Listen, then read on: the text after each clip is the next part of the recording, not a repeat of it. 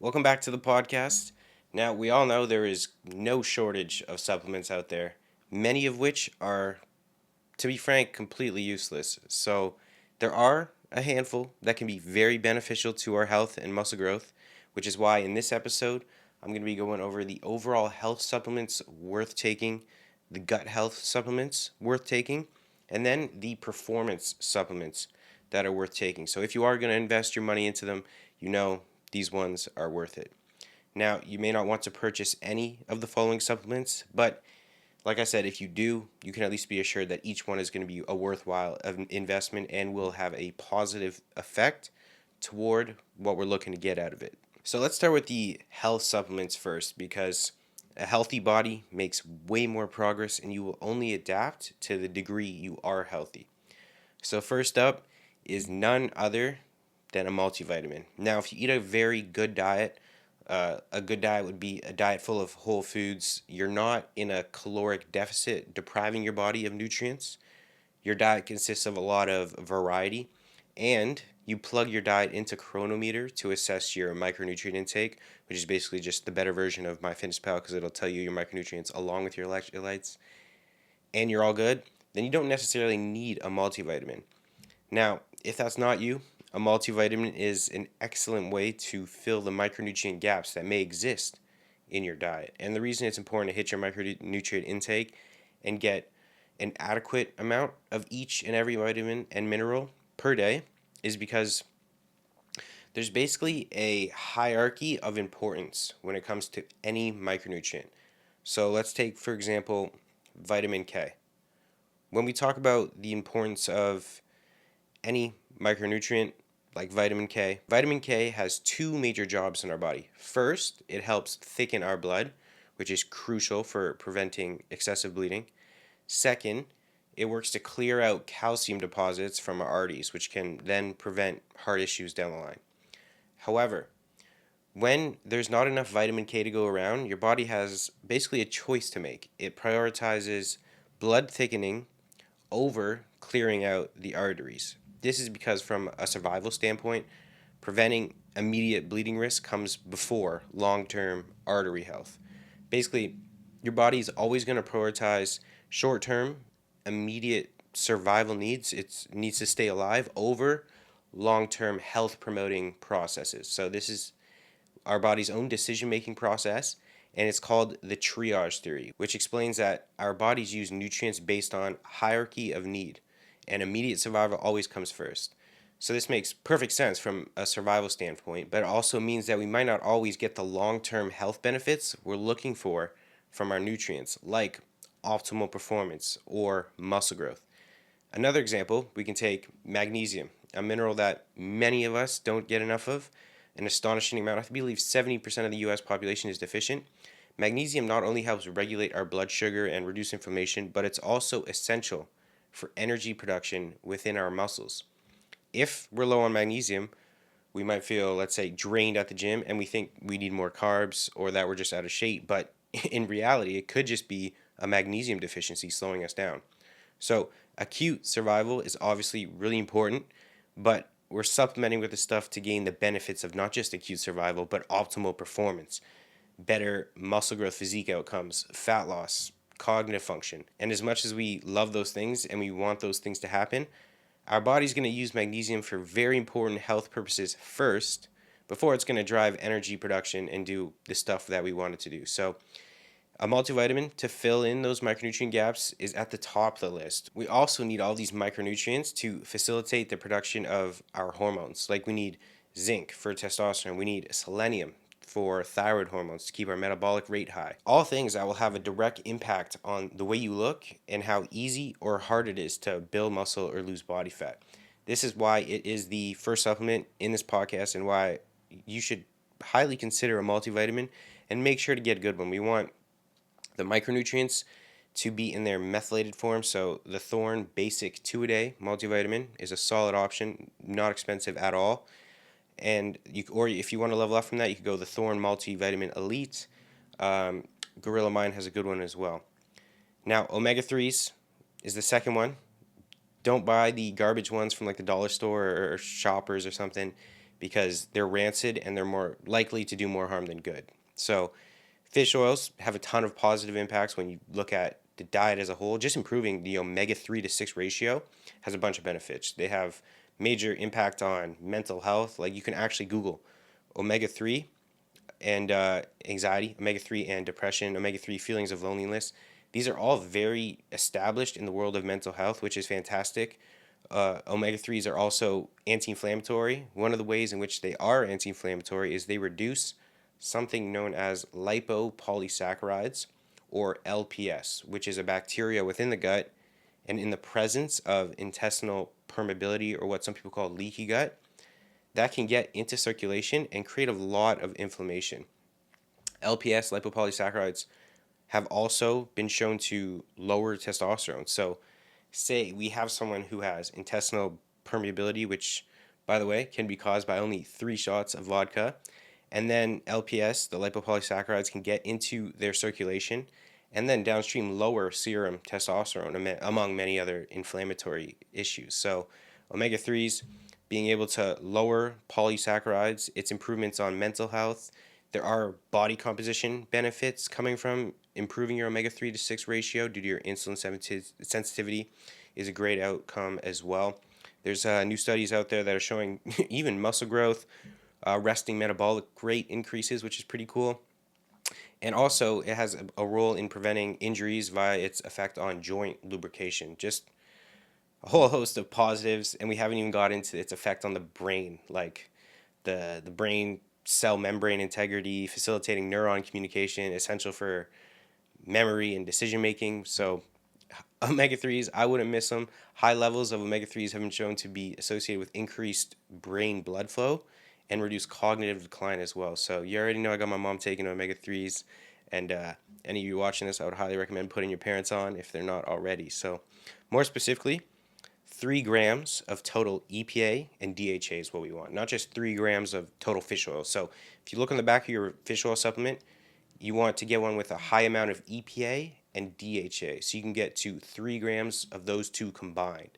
And it's important, like I said at the beginning, for fish oils, that you do not buy cheap fish oils. The quality of the fish oil is very important because the low quality fish oils can and likely will become rancid, and that leads to oxidation, which promotes harmful inflammation and creates free radicals that can damage cells, increase disease risk, which you might be taking a fish oil thinking you're doing a whole lot of good, but in reality, you're doing a lot more harm than good. Next on the list, we have magnesium, which plays a vital role in over 300 enzymatic reactions like muscle relaxation, recovery, and a ton of people are deficient. Like I said, I believe it's like 70% of the population in the States is deficient. So adding in, let's say, 400 milligrams pre-bed is fantastic because it will also improve your sleep quality. And the last health supplement on our list is N-acetylcysteine, or NAC, NAC for short, which is a precursor to glutathione, which is our body's most potent antioxidant.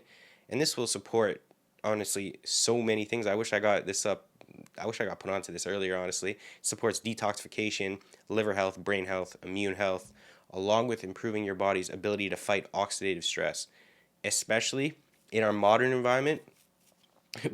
put the tinfoil hats on now, but we're increasingly exposed to a variety of like toxins, pretty much pollution, chemicals in our food, tap water, even like household products can contribute to our toxic load. So keeping our glutathione status high is a priority. Now, when it comes to gut health supplements, I'd only recommend this one supplement as a blanket recommendation because the gut is extremely complex. And if you do suspect you have a gut issue, just throwing random supplements at it will not fix it. So one of the only supplements worth taking, in my opinion, for everyone is glutamine. And the reason I like glutamine is the following. There is 3 layers of protection that protect us from the outside world. Gastrointestinally speaking, if something wants to enter our system, it's going to have to go through your gut bacteria, and then it's going to have to go through the gut mucosa, and then it's going to have to actually go through the gut cell lining. So what glutamine does is it improves the integrity of all 3 of these. And it's something that's not toxic, so this is something that everyone can supplement with right now. Nothing bad is going to happen. And glutamine is used as a kidney health supplement at the same time. So if you want to take glutamine for the purpose of gastrointestinal and kidney health, 20 grams per day without food. I like taking mine right when I wake up. I would just put it in with my element tea, so it tastes pretty decent, hydrating, getting some good gut health benefits as well. All right, now on to the performance supplements, the cool ones. So the supplements that will have a direct impact on our ability to build muscle. First up has to be creatine, which is hands down the supplement with the most backing for safety and efficacy, purely for enhancing performance and muscle growth. Creatine is basically the most researched supplement out there. It's extremely safe, effective. It definitely works. There's no arguing around that. It has positive benefits across various avenues. There's no side effects. Those have all been debunked. Now, the most obvious benefit, or the one most people take creatine for, is muscle growth. So creatine hydrates muscle cells, increases intramuscular fluid, which will lead to your pumps getting better. You're going to look a little bit bigger. You're going to be slightly stronger. It will also increase ATP. That's the energy at a cellular level, or cellular energy. And more ATP means more muscular endurance as well as capacity. Now, what's cool about creatine, there's also evidence it helps with brain function by increasing the availability of ATP in the brain.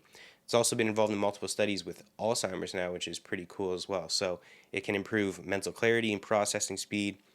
It can offset the decline, the mental decline, or the brain fog, like kind of sluggishness from a poor night's sleep. And it can potentially protect us against neurodegenerative diseases, which is pretty cool. So again, just like the omega-3s, I got my parents on creatine. 100% would recommend as well. Now, when picking creatine, just get creatine monohydrate because it's the gold standard. Lots of studies on it, proven results. I'd always check for third-party testing to ensure purity and safety, and I do that for every supplement on this list. You don't just want to buy for some random company just to be safe. You want to make sure they're third-party tested, so what they say on the label is actually in them. When it comes to the dose, we want about 5 grams per day. Some people go higher. Timing doesn't matter. However, consistency does. There is a loading period where it will take to build up, saturate in your muscle cells. Now, you don't need to take 10 to 20 grams for a week to load it. You can if you want to, but I just 5 grams every day, and in about a month, your muscles will be fully saturated and it'll start doing its job. And as for safety, there are a bunch of myths still. I was having a conversation with my friend the other day. He thought he was going to lose his hair. All pretty much disproven. Creatine isn't harming your kidneys if you're healthy. That's one thing to note. And I would expect some water weight gain. This is not body fat, but again, water intracellular, so in the muscle. So positive thing there. The next supplement for muscle growth, highly underrated, but massively for performance, recovery, etc., is intra-workout carbs. Intra-workout carbs are not essential for everyone, I would say, but they will improve performance, recovery, and muscle growth. They really shine during long workouts, around an hour, hour and a half, and beyond, because they serve as an immediate fuel source. They also replenish muscle glycogen in real time.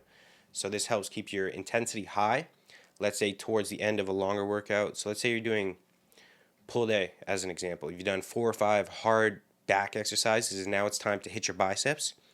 If you're training hard enough, you're probably pretty drained by the time you get to biceps. Your glycogen is likely depleted, so the quality of your bicep training will be far lower compared to if you were replenishing your glycogen during your workout, continuously providing fuel for your body with a readily available fuel source. And it also fuels not only your muscles but your nervous system as well, which is pretty cool. Now, from a biochemical perspective, intra-workout carbs help mitigate catabolic processes as well, so muscle breakdown during intense exercise by maintaining elevated insulin levels during the workout. They reduce the rate of muscle protein breakdown along with facilitating immediate recovery post-workout, which is cool. Now, combined with protein, either whey or EAAs, these carbohydrates can improve protein synthesis as well. So we do have a synergy between carbs and protein, which improves the anabolic effects post-workout, optimizing the muscle repair and growth processes. This combination is also highly beneficial for muscle growth because it maximizes the utilization of protein by directing the amino acids, the building blocks of protein, towards muscle growth and repair rather than energy production. So, some common sources of intra-workout carbohydrates include dextrose powder, highly branched cyclic dextrin, maltodextrin. The choice is completely up to you for which one you're going to go with. There's plenty of companies that make pretty solid ones. I like how the momentous ones taste, but ATP Labs is a good one. They just have it at the grocery store, so simple. Girl of Mind, basically any HD subs, any supplement company will have their intra-workout carb formulation. And then I'd also pair it with electrolytes for hydration. You got a pretty solid intra-workout. So your intra-workout drink for maximal muscle growth could look like intra-workout carbs, electrolytes like a pack of Element T, a little glutamine because glutamine helps improve the electrolyte uptake, EAAs to stimulate muscle protein synthesis during your workout, and create the synergy between the amino acids and carbs. And you have a pretty damn good intra workout there. And maybe creatine, throw it in there just for convenience.